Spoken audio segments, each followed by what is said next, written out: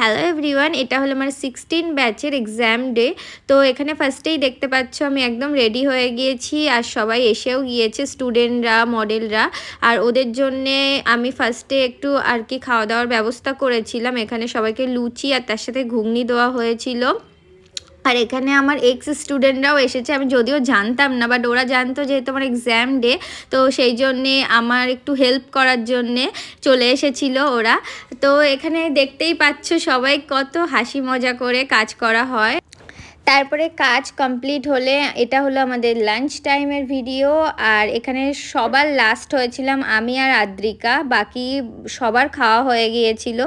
তারপরে সবার সাজগোজ কমপ্লিট হলে, শ্যুট কমপ্লিট হলে এখানে আমরা সবাই বসে বসে একটু কথা বলছিলাম, গল্প করছিলাম। আর এটা হলো তিয়াশা, তোমরা তো সবাই কম বেশি ওকে আমার সব ভিডিও আর ব্লগে দেখেই থাকবে, সেই জন্য আমি আলাদাভাবে ইন্ট্রোডাকশান দিলাম না ওর।